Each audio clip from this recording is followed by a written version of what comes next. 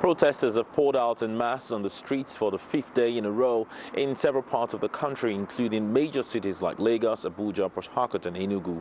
The protesters in Lagos disrupted traffic on major roads leading to neighboring states, as well as the domestic and international airports. In Abuja, protesters marched to the National Assembly despite the presence of soldiers calling for an executive order to back up the ban by the police. They also demanded the prosecution of SARS officers they say have been responsible for years of assaults on citizens. Meanwhile, thousands of young people in Rivers State and the south of the country defied a ban by the governor Nyesom Wike to protest on the streets. They marched to the government house calling for an end to arbitrary arrest and the use of force on protesters exercising their civil rights. The Minister of Youth and Sports Development, Sunday Dare, has asked the Inspector General of Police, Mohammed Adamu, to order the immediate release of SARS protesters who were arrested during the last week of protest. He says will reduce tensions and help end the protest. More than 100,000 people have signed a petition asking the International Criminal Court to hold Adamu, the police chief, responsible for the alleged crimes committed by members of SARS. But Adamu, in his latest statement, says the force will begin to train officers to carry out the functions of the disbanded SARS unit next week. The government says the families of victims of brutality from the now defunct unit will be compensated after a full investigation. Phil Ihaza, SABC News, Abuja. All right, I want to get the very latest now. Let's bring in our foreign editor, Sophie Mokoena, who's live for us on the line. Sophie, thank you very much indeed for joining us. So, reporting tells us that this SARS unit has been banned by police, but protesters say that they won't back down until their demands are met. Just clarify for us what their demands are. Well, of course, the demand is that the unit should desist from harassing and abusing young people in particular and ordinary Nigerians. Yes, of course, a decision was taken over the weekend to disband the unit, and the announcement was made on Monday by President Muhammadu Buhari, but there's no deadline yet in terms of when you talk about disbanding this unit.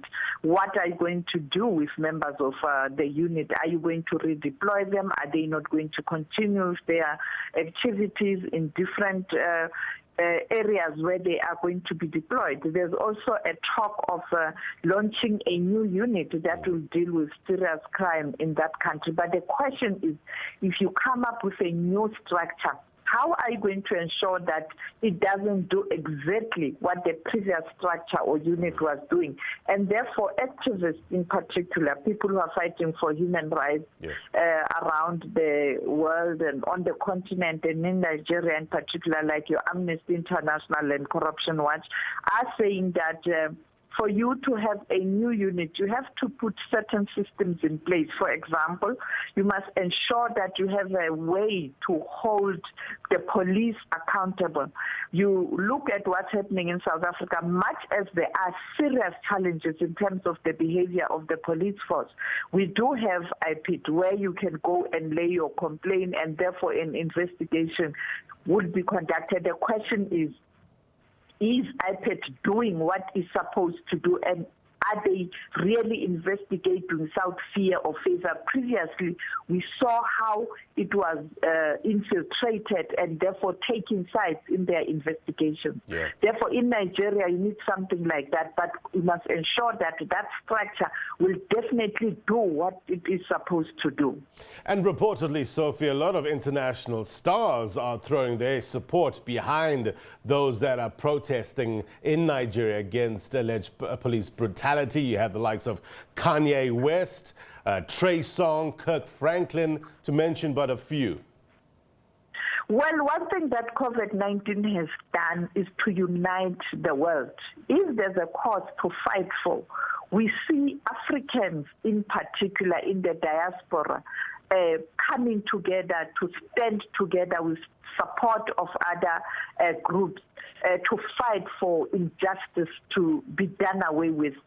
And we saw these high-profile celebrities joining in. I mean, Burna Boy is a big person around the world, and he joined this whole fight to ensure that you do away with this unit that was brutalizing people, and therefore others also joined, like Kirk Franklin as well. And you spoke about Kanye West, who's also a presidential candidate in the United States of America.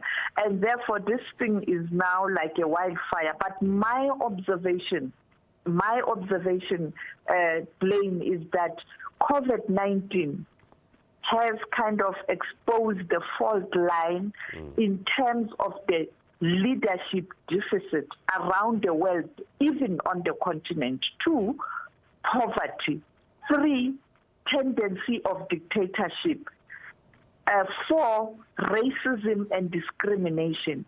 But the young people, the youth around the world, have decided that gone are those days where they must just watch and allow senior citizens, senior people to dictate the destiny of the world by doing the issues that I have pointed out to.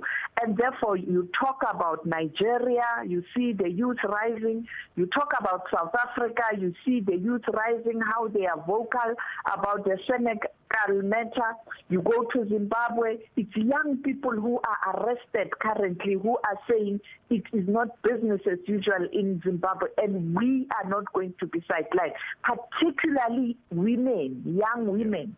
And then you go to the United States of America, it's young women who started the Black Lives Matter, which is now an international movement.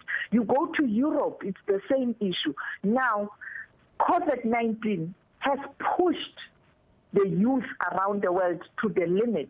And they are saying now, we are tired, we are not going to wait, because people are now using COVID-19 to suppress the views of the people, but also to continue with the dictator tendencies, racism, discrimination, and also entrenching the culture of superiority complex. The youth are saying we are having none of that. It's time the leaders around the world, everywhere, including South Africa, they wake up to that reality. Sophie Mokoena, our foreign editor here at the SABC, we thank you very much indeed for the context. Be well.